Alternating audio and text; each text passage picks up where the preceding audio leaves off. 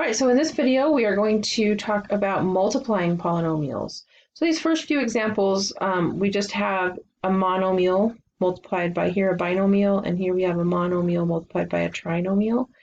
And then down here we have 4x squared. So let's go ahead and try each one of these, and then we'll keep going on this. So remember, anytime you see parentheses, that means it's grouping something together. So x plus 4, this binomial is grouped, and we have times 3. We want to multiply this entire polynomial by 3. So we're going to use the distributive property here. Right? So 3 times x is 3x, and 3 times positive 4 is positive 12. So 3x plus 12 would be 3 times x plus 4. So we got to make sure we multiply everything in the parentheses by what's outside, distribute it through.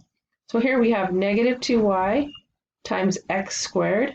That would give me negative 2yx squared. And then negative 2y times negative 4x will give me a positive 8xy.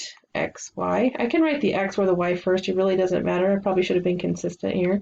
Negative 2y times negative 6 gives me a positive 12y. So on this one, we can't really necessarily put it in standard form because we both have two variables here, x's and y's, but it doesn't really, that's fine, just leave it like that. So here we have 4x squared. Notice here that both the 4 and the x are squared. So if I wanted to rewrite this, I could rewrite it as 4x times 4x.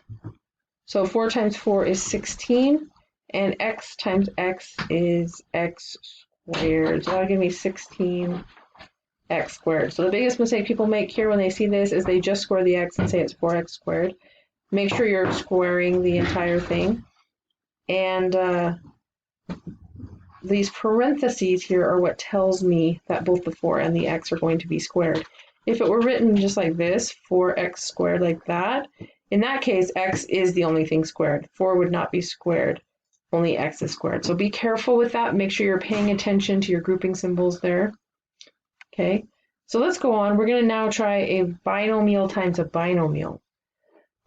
So x minus 3 times x plus 2. So let's go ahead and think about what we did last time. We had just one number out front, right? So like this part wasn't there, and we multiplied the 3 into both of them.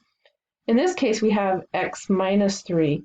So what we're going to do here is we're going to make sure that we multiply the entire, well, we're going to start with term 1. Whoops.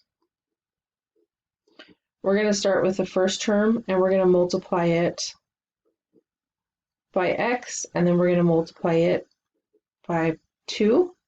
Then we're going to move to our second term, and we're going to multiply the negative 3 times x and the negative 3 times 2. So when we have a binomial times a binomial, each term in the first set of parentheses needs to be multiplied by every term in the second one. Okay, so let's do this. So x times x is x squared. X times 2 is 2x. Negative 3 times x is negative 3x. And then negative 3 times 2 is negative 6. Now notice in our instructions up here it says multiply the polynomials and simplify. So because it's asking us to simplify, we know that we need to combine any like terms that we have. And then I also would like you to put your answer in standard form. Remember, standard form is where we have the highest exponent term first, and then the next highest, and so forth until we're down to the lowest. So here we just have these two terms in the middle that are like terms, so we can go ahead and combine those together.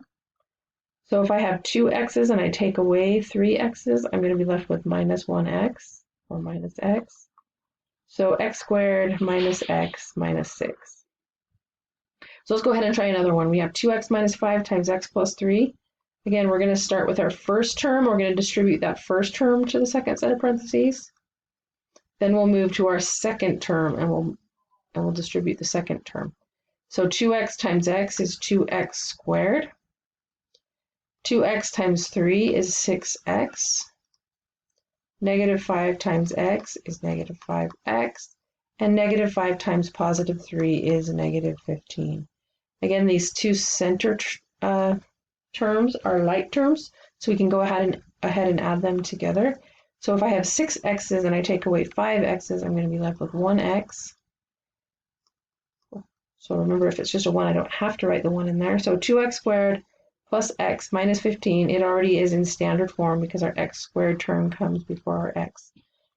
So let's try another one. Maybe. If I can get the side to advance. All right, so y minus 6 times y plus 2. Okay, again, first term needs to be multiplied by everything in the second set. So y times y is y squared. Y times 2 is 2y. Now I'm moving to my second term, negative 6. Negative 6 times y is negative 6y, and negative 6 times 2 is negative 12. We've got those two like terms in the middle that we're going to combine. 2y minus 6y would be minus 4y. So y squared minus 4y minus 12. Okay, here again we have x plus 4. A lot of students will just go ahead and say that is x squared plus 16.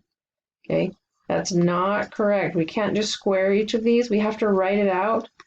We want to take the binomial x plus 4 and we want to multiply it by itself. So this becomes x plus 4 times x plus 4. So rewrite the problem. Whenever you see that squared outside of parentheses, take whatever's in the parentheses and write it twice. Okay. Now we have x times x, which is x squared, x times 4, which is 4x. Moving to the second term, we have 4 times x to get 4x, and then 4 times 4 is 16. We got to combine our two like terms in the middle. 4x plus 4x would be 8x. So x squared plus 8x plus 16. All right, so now we have a binomial, x plus 2, and we're going to multiply it by a trinomial, 2x squared plus 4x plus 5. So the same basic thing applies here. I'm going to take my first term, and I'm going to multiply it by everything in the second set of parentheses. So in this case, I'm going to have to multiply it by 3 terms. Then I'm going to move to my second term, and I'm going to multiply it by each term in the second set. Okay, so this time I have to multiply 6 times actually. So here we have x times 2x squared is 2x to the third. Then I have x times 4x, which gives me 4x squared. Then x times 5 is 5x. Okay, moving on to 2. We got 2 times 2x squared. That gives me 4x squared. 2 times 4x gives me 8x. And 2 times 5 gives me 10. So now I'm looking for like terms. I'm going to simplify this as much as I can. 2x to the third, there's only one cube term, so I can just rewrite that down here. 4x squared plus 4x squared would give me 8x squared, so that takes care of the squared terms. I have 5x plus 8x, which would give me 13x, and then plus 10.